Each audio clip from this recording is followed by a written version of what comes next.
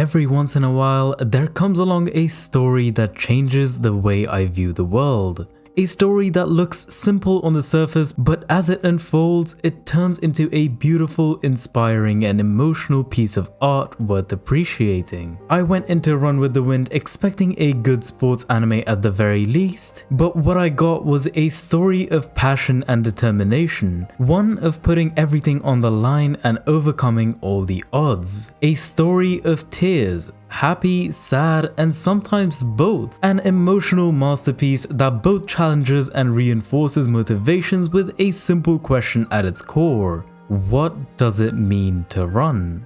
In its 23 episode runtime, it asks this question and answers it through the lens of our characters. It proves that being good at something and achieving results isn't all it takes to move people, and with enough dedication, you can make your dreams come true. Even if a story of a novice team aiming way too high for their own good sounds wishful at first, the execution is so masterful it makes you appreciate the vision. Let alone the fact that it was possible, it is the way the story presents itself as hopeful and transformative is why I was happy to indulge in it. Not every character is just ready to accept the challenge ahead, and even when they were brought over to believing, it wasn't like they went along without any doubts. Everyone in this show is genuine, and that in turn makes the story that much more gripping and satisfying when they achieve the goals they set out to meet. The drama is realistic, but it never takes away from the plot at hand. Every conflict is complex enough that even as an audience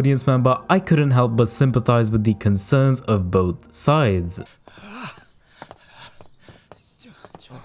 Running sucks, or so my younger self thought while I was watching this anime back when it was airing. For me, then, running had been nothing more than the thing I had to do before sports or workouts to warm up. I knew about the existence of track and field, but never had the sport appealed to me in isolation. I'm not going to say watching this anime made me want to try running a marathon, but it certainly opened my mind up to the possibility. I had my own running arc sometime last year and experienced the journey of it going from an exhausting, sweaty, and painful experience to one that started to be fun and fulfilling. Although my story is a part of the normal human experience, I got a chance to try something out that I thought I would never enjoy and see it through to the points where the fruits showed. Much like the characters in the show, I too started off where most of these people did, with their concerns and hatred towards the activity, and that in itself was a huge positive to me revisiting this show after all these years. Even if I wasn't trying to train for an entire year to run an elite level race, their character arcs were relatable to me on a level of pure understanding after I had been on this journey myself. The characters in the show are extremely well written, right from their personality lending itself to the slice of life comedy to their own individual concerns and motivations around the objective at hand. It's easy to forget that there are other characters except for our main characters whose lives were also affected in some major drastic way through the events of the story, but Run with the Wind is masterful when it comes to getting me accustomed to a cast of unique characters in an extremely short time span and making everyone shine in their own unique ways. Every single member in the story had a part to play in the process of reaching their final goal, no matter how small or insignificant it looked from the outside. This was a strength it could only achieve through the unique setting it created. A self-sufficient, coachless team full of novices means there is way more room for the existing established characters to fit into roles helpful for the team outside of just practicing to get faster at running. When it comes down to it, I think the setting is the genius that makes these characters truly shine in this story. Speaking more specifically of the characters themselves though, these characters are some of the most well-defined and well-explored characters for as short of a time span as they exist in the story. Given the unique setting of this anime being set in university instead of our usual high school setting, our characters were also made that much more mature to fit the story, and it is a welcome perspective for sure. Everyone in the story is a responsible adult to varying degrees, which reflects in their actions. Not everyone was ready to train for an entire year for a dream that not only sounded unlikely but relied on everyone being on the same page. They all had their own dreams and ambitions, and most of them only went along with the ridiculous plan expecting to face reality soon.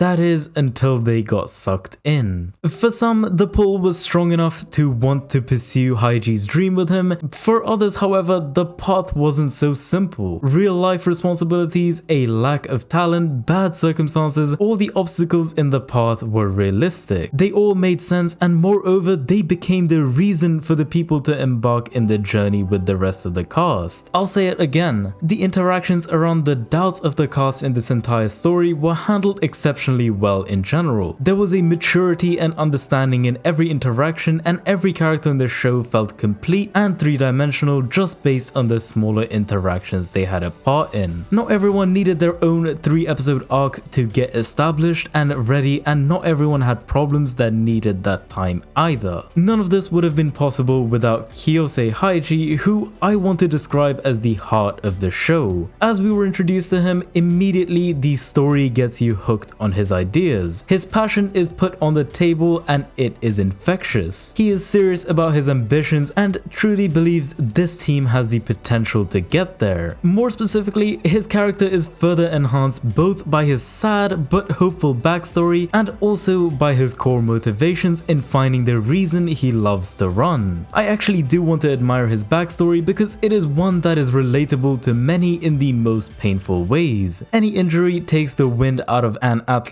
sails, no matter how small it is. It is the unfortunate truth that every athlete has to face one day, and for Kaze Haiji, it comes sooner rather than later. In the face of what would put a halt to a majority of players though, he didn't just curse his bad luck. He bided his time in recovery, waiting for that opportunity so he could experience his happiness once more. Whether his decision is ideal or not, his spirit in that moment was admirable for sure. It takes a ton of resolve to face adversity head on and chase the dreams you were told are now impossible. To say that he was the heart and soul of the show doesn't start to describe the impact on the story, nor does it capture his countless highlights in the smaller character arcs. Given that it was his dream to run at the Hakone Ekiden, the winning over of the members of the cast was done with the utmost authenticity and further enhanced the impact and character of Haiji. Even while dealing with all the pushback from the cast on several occasions, Haiji was the beacon of positivity that took all the doubts headstrong and assured that the ultimate dream was actually possible.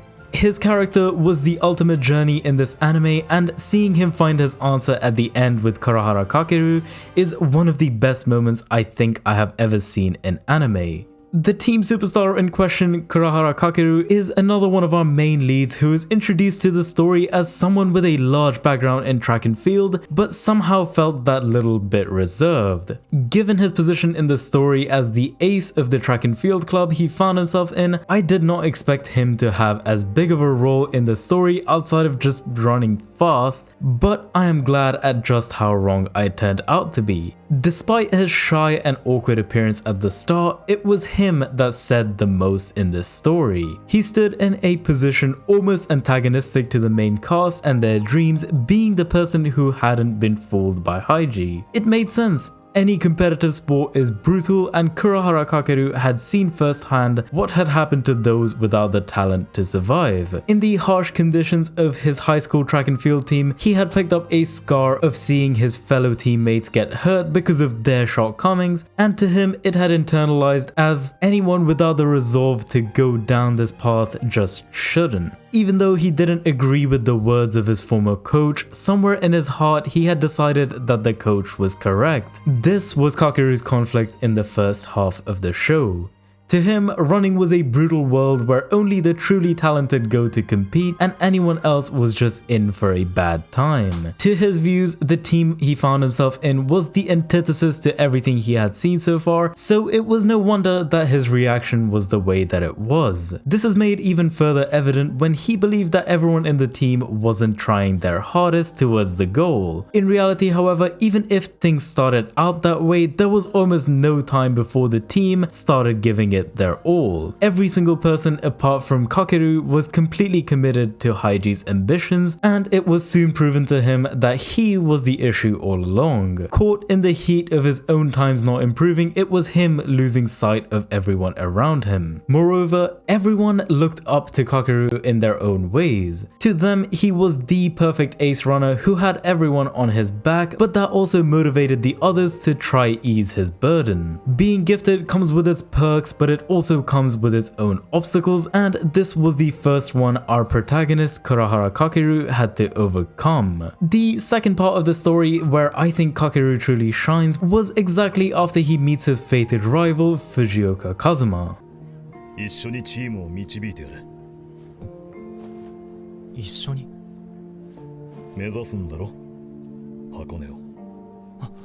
This was the moment his role became clear in the story. As the secondary leader of the team, he decided to see everyone's completely unrealistic goals to their bitter end. His comments themselves didn't change that much, but they came from a place of acknowledgement and respect rather than from a place of scrutiny. Even if he thought getting qualified for the race was impossible, it didn't stop him from encouraging the others. Finally, he had started to look behind him. The friends that weren't there in the past were now trailing right behind him, both literally and figuratively. And his role was to help the team not only as an ace runner but as a mentor. Now, I think I could talk a lot more about Kakeru and Haiji. In fact, I think I could talk about the entire cast, about how Shindo was painfully realistic in his worries, or how Yuki was the dark horse pulling through in the 11th hour, or how the twins were deeper characters than they let on, or even something about the real antagonist in the show, Sakaki, but it just doesn't feel like the right place to do so. The genius of the show goes much deeper than what I've managed to cover here, and there is no doubt several untouched aspects of the show much more appreciated by others that I decided not to talk about here. There is truth in appreciating the journey more than the outcome, and that is what I think is proven here. The journey of our cast from taking it seriously to facing reality to conquering that reality to slowly but surely achieve the dreams that they thought were impossible is the essence of this story. Ultimately, the team didn't win the Hakone Ekiden, but that wasn't what the story is about anyway. Any competitive sport isn't easy enough for beginners to join and conquer it in the matter of months, where other teams have spent years working towards that goal. Had they have won the race, it would have undermined all the nuance the story did manage to portray, in my opinion. The story was more about challenging what you think is possible, one about bettering lives and overcoming fears to push forward. Even when the road ahead seems dark and impossible, it was about having faith in others and oneself to push forward. Competing isn't only about winning, although that can be the ultimate goal. By no means was the outcome of this story a loss for the members of our cast given their circumstances, and they can take pride in their accomplishments at the end of it all. In 23 episodes, Run with the Wind is one of the most fulfilling and inspiring stories ever told in anime, and for that reason, it is a masterpiece to me. Thank you for watching.